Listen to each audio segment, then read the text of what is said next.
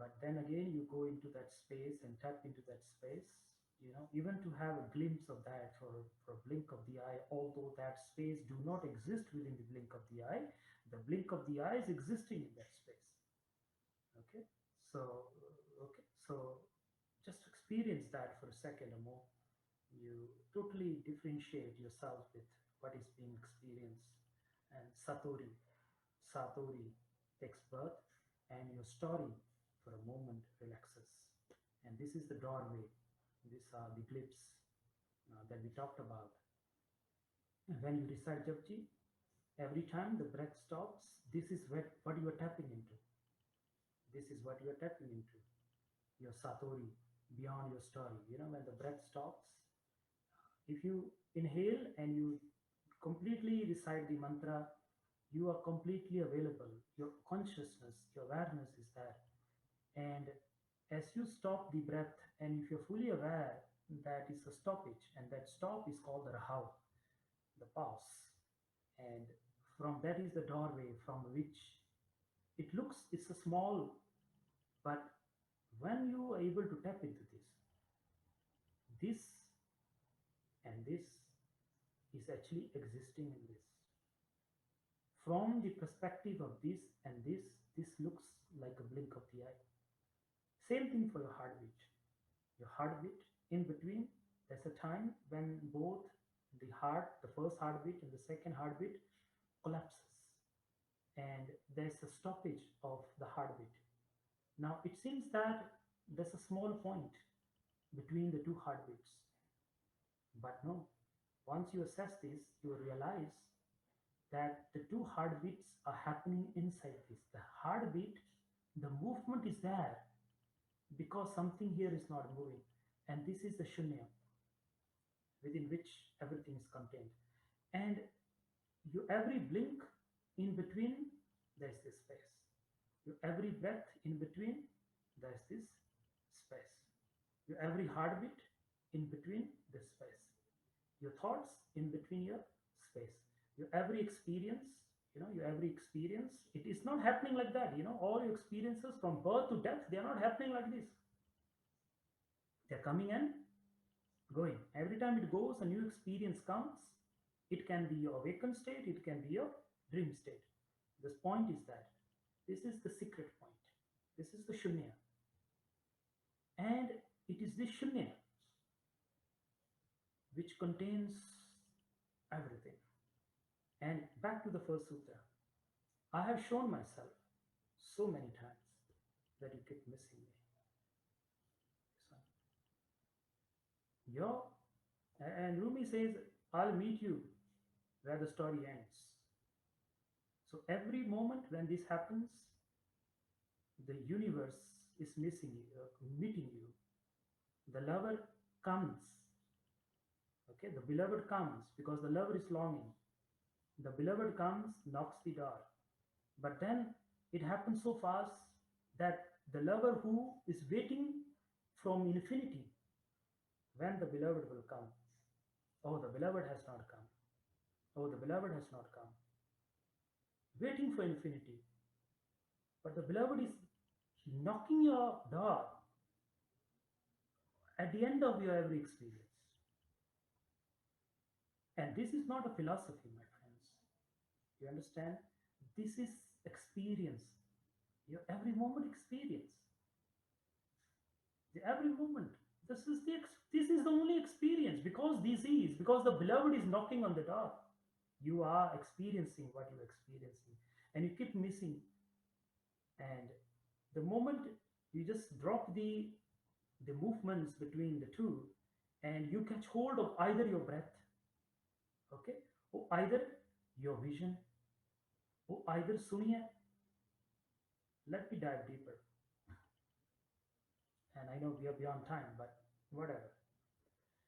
The gong? Now we play a gong for a different reason.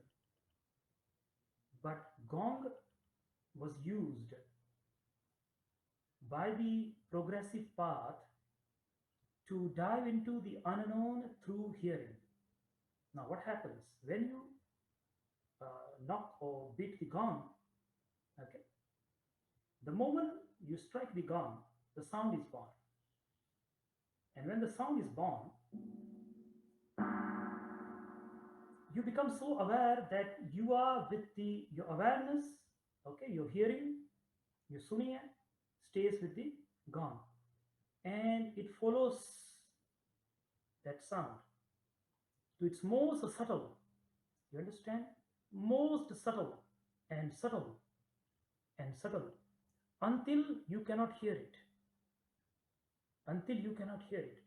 But as you dive deeper, my friends, as you become more conscious, the sound never ends. Sound that I have created, after sometimes I can't hear it, but the sound is still existing. So with Suniya, through either you can assess the secret through the breath, you can assess the secret through the mantra, the tongue, you can assess the secret through the eyes, the door, Panchanka, Guru Ek Dhyan. The idea is using any of these five senses through which you can enter dhyan, you can enter meditation. You hear the sound and you keep listening to the sound. The master will strike on the gong, the student will listen and keep listening. And the first student will say, it's gone. But the other students who are still hearing it, you're hearing it. And another student says, it's gone. And then with practice, a time comes, one of the students never returns. Never returns. Gone with the winds. Gone with the sound. Through the went into anahata. Anahata. You know, the soundless sound. That is the one hand clap. So they will sit. And as long as someone returns to say it has ended, that individual have not yet reached. And those who one day with practice, that was what the gong was used. That's why they say gong is God. Gong is God. Why? Because it brought you to God. That's what the gong was for. Of course, I know we now do gonging for many other beautiful reasons. It's also beautiful. But that's how original, that's the birth of gong. That's the birth of gong. You keep listening, and the master will keep striking and keep striking.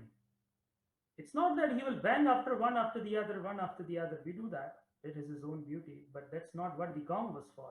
That is bringing gong to our realm of time and space, but in reality, this was what it was.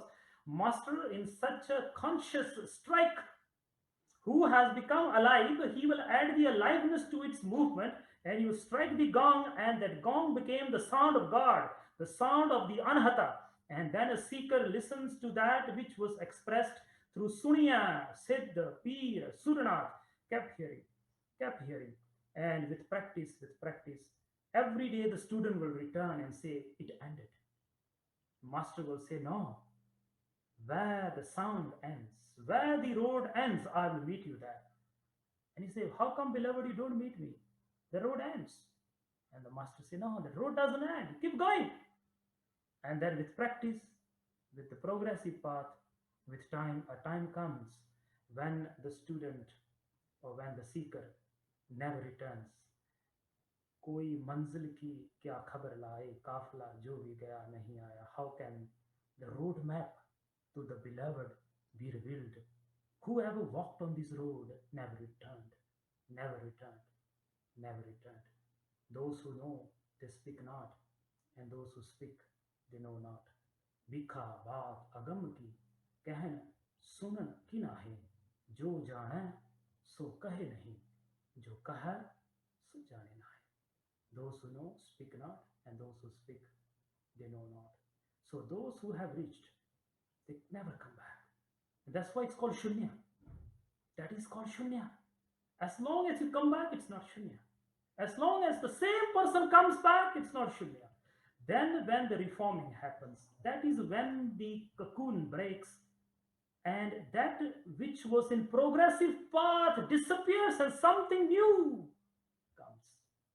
You know, that cocoon, and then it breaks, chances are if it breaks, the one who was in search, the same species have to come back.